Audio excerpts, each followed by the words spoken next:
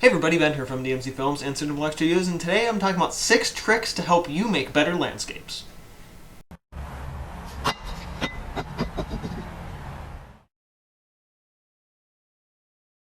There's a lot of painters out there that make videos like 5 or 6 mistakes painters make while working, but I think it'd be a little more fun to take the positive route and show you 6 different things that can really transform your paintings. The first tip is to build your baseland first, then add features on top of it, like grass and rocks. If you start a landscape and just start throwing grass in, and then think, oh, you know what, I want to put a rock in this grassy field, it can be harder to place the rock without it looking like it either doesn't belong or if it's almost floating there. Then you kind of have to go back in and put grass back over top of it, and it can really kind of be a hassle. However, if you start with your baseland, then maybe add larger features like rocks over top, and finally add the grass in over top of that, things tend to look a little bit better. The piece tends to be a little bit more unified, and just generally speaking, it's a much cleaner way to make a landscape. Second tip, if the ground is simple, something like rolling hills or a grassland, something without a lot of key, interesting features to it, then your sky should be the thing that's interesting. Now, you don't necessarily have to use crazy dynamic perspective when you're making your sky, but, you know, if it's just a basic blue sky, put a cloud in it. Make the landscape more interesting than just the rolling hills. If you're not having anything for your viewers to focus on the ground, have them look up in the sky.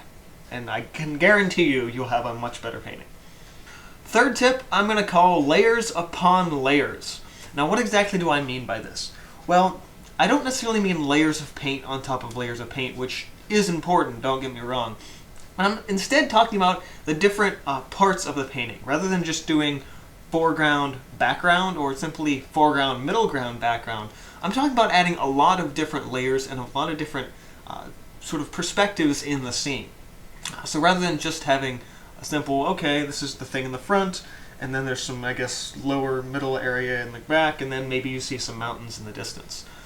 Layers upon layers really is something that I kind of focused in on my sketches a couple of months back, and I really studied from the Hudson River School painters. One thing that I really drew from these studies was these painters really understood this idea of multiple layers in a piece. Now, every part of this painting, from maybe a lake that's in the piece, to the mountains way out in the distance, to even bigger mountains way out in the distance, this is sort of that layer upon layer technique. So build up your composition with a lot of interesting layers. Next tip, well, this one is a twofer actually. Framing and perspective. Well, for some painters, the idea of perspective is either not something you think about much at all, or it's something a little bit more subconscious. Specifically focusing on, say, 1 or 2 point perspective can really add some interesting dynamic to your piece.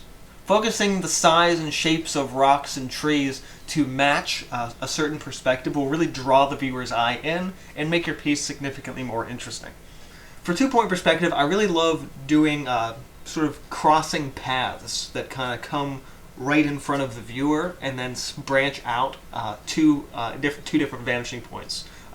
This is just one example of how 2 point perspective in a landscape can be used, and used effectively. Also remember that in terms of establishing your perspective, you can raise and lower your horizon line to create different effects. If you raise the horizon line up towards the top of your canvas, you're going to have a lot more room to play with your baseland. Of course, if you lower it, you're going to have a lot more room to play with your sky. Actually, this kind of goes back to making your skies interesting, because if you have a low horizon line with not a lot of land, then your sky becomes your focus. In addition to perspective, you want to have a look at maybe some sort of natural or artificial framing. Now, I'm not talking about framing your paintings, but I'm talking about doing something like a foreground silhouette that focuses your eye to maybe the midground of the piece rather than the foreground. Next up, we've got something that a lot of people actually tend to forget about, especially people who are relatively new to doing landscapes, or even just tossing a backdrop in with a figure. Generally speaking, when you're doing something like rolling hills, naturally, just because it's human nature, you want to make things symmetrical. So you're going to have a rolling hill, and then you're going to have another rolling hill that matches that same line. And while for certain paintings, this could be what you're going for, generally speaking, it makes it very uninteresting to have all of these hills kind of flowing together. Even ones that are relatively similar tend to make the piece boring. However, if you plan a little bit more ahead and actually kind of have rolling hills that cross each other, maybe one that dips down and one that crosses up and over, and then even alternating like that, can really change the piece and make it something that, rather than just seeing like you're kind of rolling your eyes and rolling over these hills, it looks like a world that you can explore. And finally, my last tip is to add some sort of person or object to give scale to your pieces. This is something that I've adopted in my work in the past few years, and it's sort of become a signature style element for me.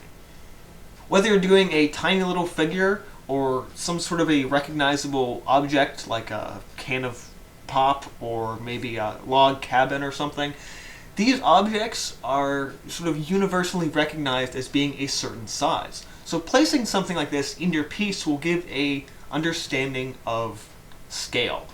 Something that is recognized as, even something like the figure, everyone kind of knows roughly how big somebody is, whether that be, general, someone who's maybe like 4 or 5, even up to someone over 6 feet.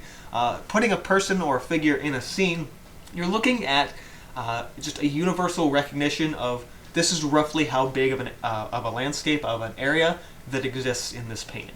When I started putting figures into my work, it really changed the way my work ended up looking. It may not be much, just a little shadowy guy in the corner, but it gives a grand scale to a landscape. So those are my 6 tricks to make your landscapes more interesting. I think the best thing about these tricks is that they're not complex. Anyone can do them and anyone can adapt them into their paintings. You just think a little bit, remember these tips, and you can make better paintings yourself. So that's about it for this tutorial. If you learned anything, hit the like button, get subscribed if you're not already, and this has been from DMC Films and Cinderblock Studios. See you guys next time.